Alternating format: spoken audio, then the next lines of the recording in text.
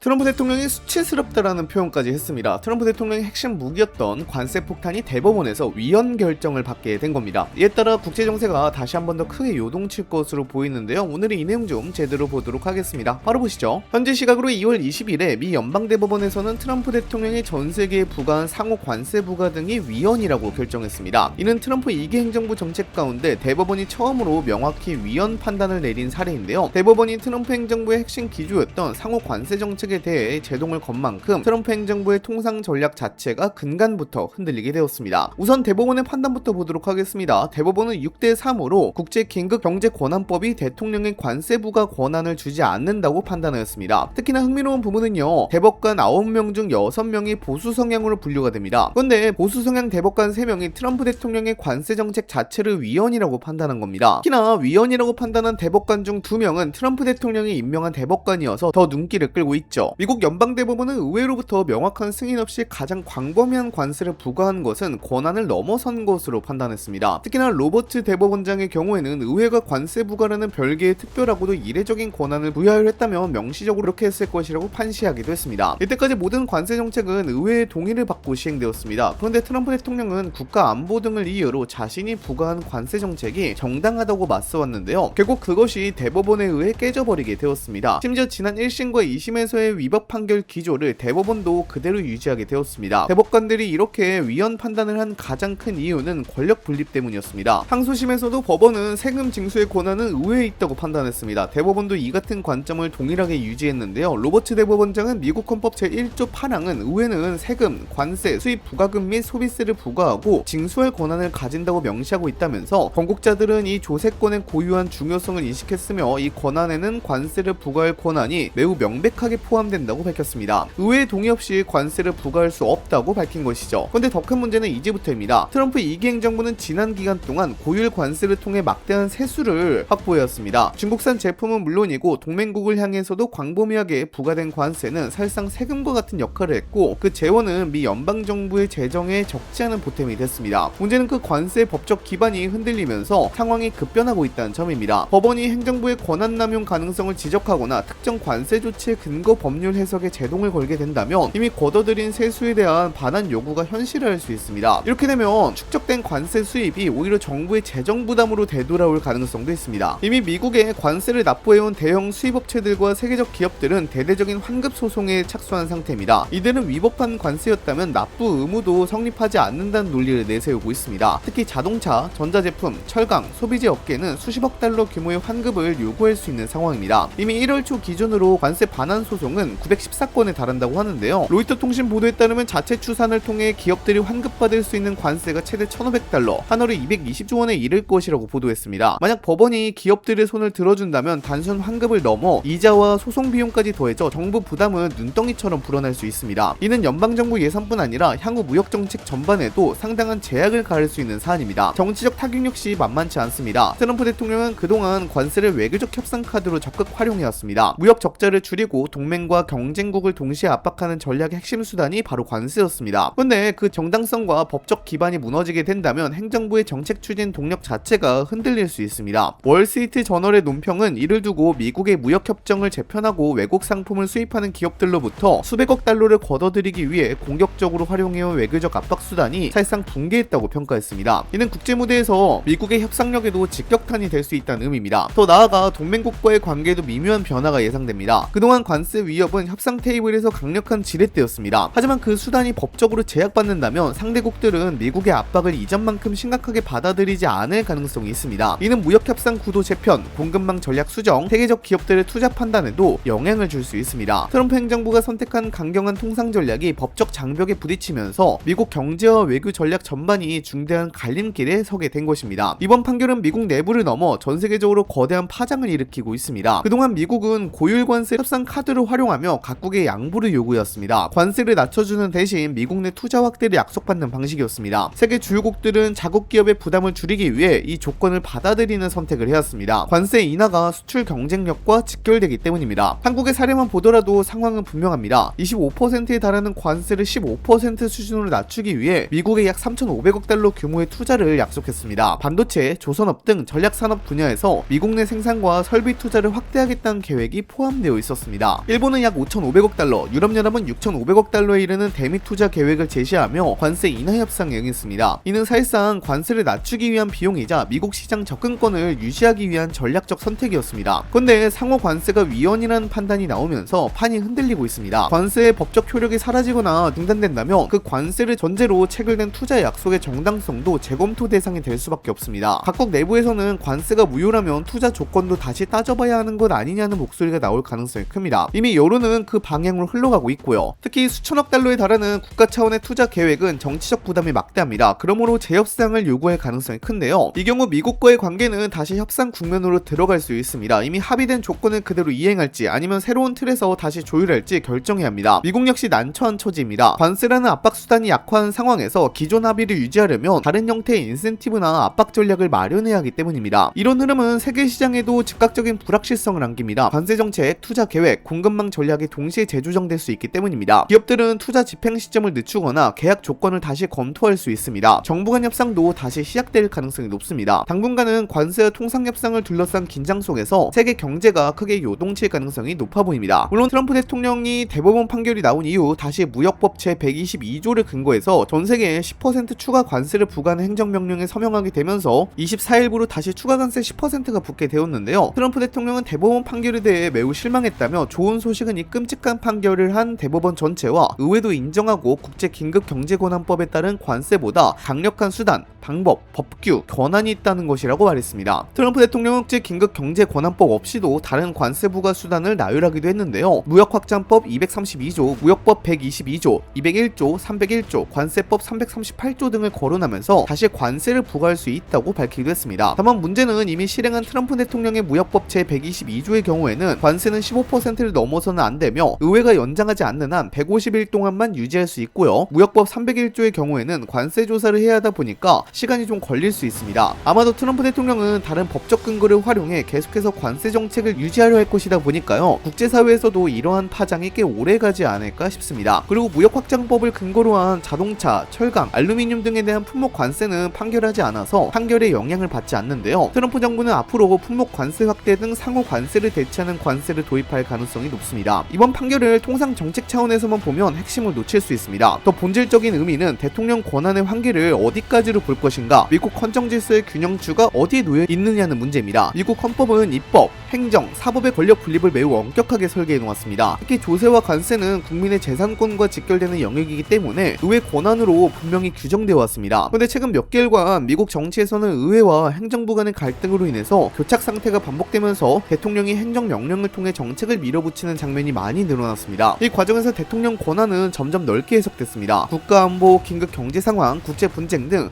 광범위한 개념이 동원되었고, 이를 근거로 의회에 명확한 입법 없이도 강력한 정책이 시행되었습니다. 트럼프 대통령의 상호 관세 역시 이런 맥락 속에서 등장한 카드였습니다. 국제 긴급 경제 권한법을 근거로 행정부가 스스로 판단해 광범위한 관세를 부과한 것입니다. 그러나 이번 대법원 판결은 그 선을 명확히 그었습니다. 긴급 권한이 있다고 해서 입법 권한까지 흡수할 수는 없다는 메시지를 던진 셈입니다. 이 지점이 중요한 이유는 이번 판단이 특정 대통령 개인의 정책을 넘어서 향후 모든 행정부에 영향을 줄 수 있기 때문입니다. 앞으로 어떤 대통령이든 국가 위기나 안보를 이유로 경제 정책을 강행하려 할 때 이번 판례는 강력한 제약으로 작용할 가능성이 큽니다. 사법부가 의회의 명시적 승인 없이 조세 성격의 부담을 부과할 수 없다는 기준을 세운 이상 행정부는 보다 신중해질 수밖에 없습니다. 또 하나 주목해야 할 부분은 사법부의 독립성입니다. 보수 성향 대법관 다수가 포함된 구성에서도 행정부 권한 확대에 제동을 걸었다는 점은 이 판결이 정치적 계산을 넘어 헌법 원칙에 기초했음을 보여주는 신호로 해석될 여지도 있습니다. 이는 미국 내부에서 권력 균형이 아직 작동하고 있다는 증거로 읽힐 수 있습니다. 앞으로 의회가 다시 주도권을 되찾을지 아니면 대통령이 다른 법적 경로를 찾아 권한을 우회할지는 지켜봐야 합니다. 다만 분명한 것은 이번 판결이 행정명령 중심의 통치 방식에 경고음을 울렸다는 점입니다. 통상 정책을 둘러싼 논쟁을 넘어 미국 헌정 질서의 방향을 가늠하게 하는 중대한 분기점이 만들어졌다고 볼 수 있습니다.